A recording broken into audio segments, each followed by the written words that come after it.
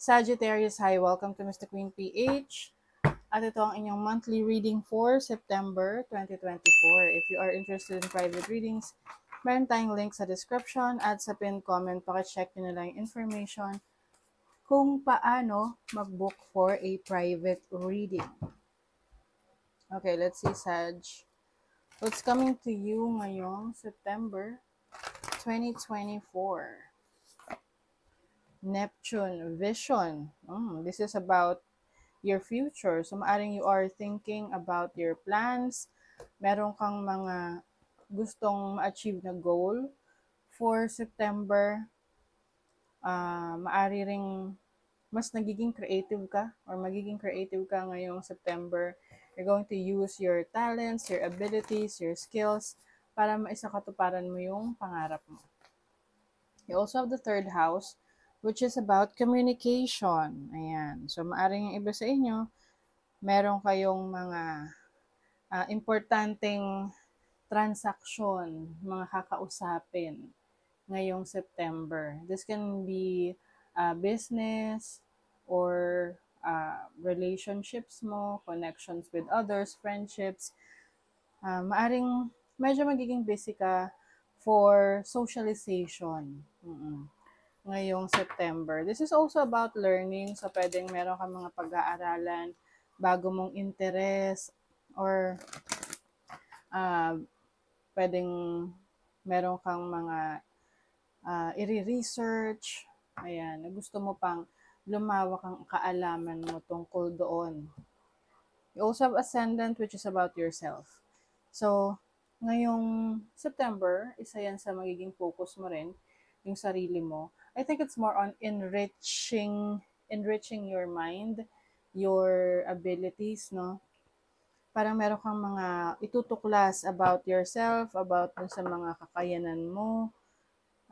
Mas aalagaan mo rin yung sarili mo, maaring kalusugan mo rin yan kasi ang ascendant is like your first house. First house is about yourself, no?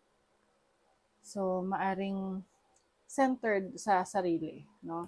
But it doesn't mean na magiging selfish ka or makasarili ka ngayong September. It's just that priority mo yung sarili mo ngayon about your goals kasi pwedeng nung mga nakaraan, ibang tao yung priorities mo or ibang bagay na hindi mo nabigyan ng attention yung sarili mo. So ngayong September, it's time naman for yourself. Let's see your overall energy. Wow, King of Pentacles. Entrepreneurial mindset. Oo. So, like what I mentioned kanina, with the third house here, meron kang mga bagong connections, friendships. Maaring related to sa trabaho mo, sa career mo, dahil ito ay makakatulong sa pagpapaunlad, no, ng kinalalagyan mo sa iyong trabaho or sa business mo. This is also stability in your finances. So, kung ano man yung career path mo ngayon, mas maliwanag sa'yo, no? Kung saan mo gustong pumunta. Kung ano yung gusto mong ma-achieve pa for yourself. Some of you, maaring meron kayong leadership role ngayong September, may promotion, or maaring mararamdaman mo that you are in control of your finances. Okay, let's see your challenge. You have the Emperor. So, speaking of in control, maaaring magkaroon ng conflict or challenge sa isang tao na merong authority over you. This can be your boss, your partner, or someone na pwede siyang maging balakid sa mga decisions mo or sa mga plano mo dahil maaring gusto nila sila yung masunod, 'di ba? So, depende yan sa pag-usap. Kung meron ka rin namang karapatan, so dapat ipaglaban mo rin yung gusto mo. Importante dyan na nagkakasundo, no? So, kailangan mag-usap ng maigi. Kasi pwedeng meron someone sa buhay mo na will try to overpower you, no? Let's see what else. Your opportunity. You have the Fool. So, this is new beginnings. Freedom. No? Maaring you will also take some risk pagdating sa mga decisions mo. Pwedeng taking a risk in your business, in your career, itong mga bago mong susubukan. So just make sure that this is a well-calculated risk na kumbaga, hindi mo naman talaga totally ibubuhos lahat doon, itataya lahat doon. Kasi syempre, kapag hindi yung nag-work, mauubos ka, wala matitira sa'yo. So, dapat, sabi nga do not put all your eggs in one basket. Let's see your blessing. The blessing is the Two of Swords.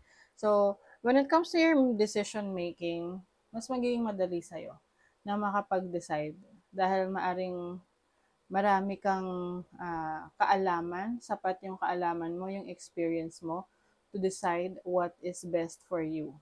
And yung iba sa inyo Sagittarius, sigurado kayo sa gusto nyong marating. Sigurado kayo sa gusto nyong maabot. You know what you want. Sa buhay naman, no, importante na alam mo kung ano yung gusto mo. Kasi syempre, pag alam mo kung ano yung gusto mo, you will be able to figure out kung paano mo makukuha yung gusto mo. Yun yung number one na step dyan. Kasi maraming tao na hindi nila alam kung ano yung gusto nila. Kaya yung iba, confuse sila ano yung path na iti-take nila kasi in the first place, they don't know what they want. But for you, you know what you want and you are geared towards that direction. No? Gustong-gusto mo talaga yan na ma-achieve yung direction na yan. And also, another blessing is your instinct, your intuition. Dahil malakas yung connection mo sa higher self mo, madaling malaman or maramdaman para sa'yo kung ano yung best na option or ano yung dapat mong piliin.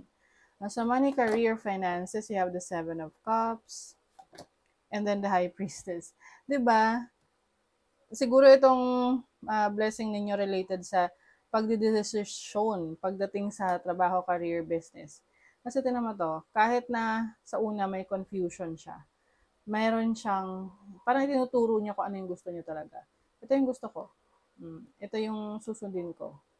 And with the High Priestess, you just know, alam mo lang talaga na yun yung direction na gusto mong tahakin, which is best for you. Wow! So in your money, career, finances, you have the Ten of Pentacles, which means this is financial stability. There's abundance, overflowing yung abundance for you. You have more than enough. Kung ano yung needs mo, sobra pa sa makukuha mo.